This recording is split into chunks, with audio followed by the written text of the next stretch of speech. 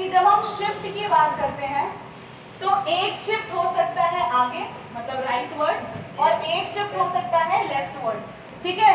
Right word और left word shift कब होगा?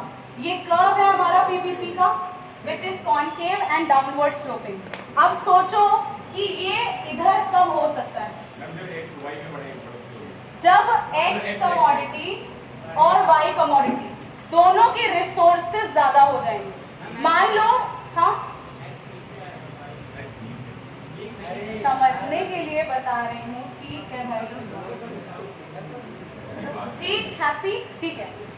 अब x और y हमने क्या एक एग्जांपल लिया था, लैंड का लिया था, ठीक है। मान लो आपका लैंड ही बढ़ गया तो x का प्रोडक्शन भी बढ़ेगा और y का भी प्रोडक्शन बढ़ेगा, दोनों का प्रोडक्शन बढ़ेगा। तो या तो हो सकता है कि वीट का और मेज का जो बीज है वो सस्ता हो गया, तो उस केस में भी रिसोर्सेज क्या है, ज्यादा हो गए, हम ज्यादा खरीद सकते हैं बीज को। अब तो जब रिसोर्सेज बढ़ते हैं और जब दोनों के बढ़ते हैं तब हमारा क्या होगा, राइटवर्ड स्लोप, जो शिफ्ट है जो कर्व है वो राइटवर्ड जाएगा जब रिसोर्सेज बढ़ते हैं।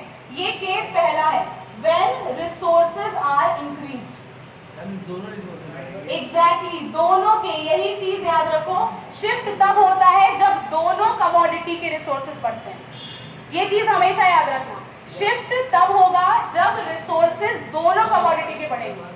जब एक कमोडिटी के बढ़ेंगे तो उसको रोटेशन कहते हैं, हाँ ठीक है। तो ये पहला है आपका, प्रॉपर्टीज में दिया भी है बुक में, when resources are increased rightward shift होता है। क्यों होता है?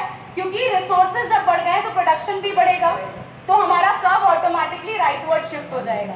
उसी के जगह अगर मैं लिख दूं व्हेन रिसोर्सेज आर डिक्रीज्ड, तब क्या होगा, तब क्या होगा, लेफ्टवर्ड शिफ्ट होगा। क्यों? क्योंकि रिसोर्सेज कम है, बीज कम मिलेंगे तो प्रोडक्शन भी कम होगा और वो अपने आप लेफ्टवर्ड शिफ्ट हो जाएगा।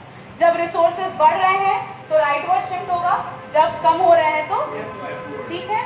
ये बहुत ही सिंपल सी चीज थी, शिफ्ट का बहुत आसान है।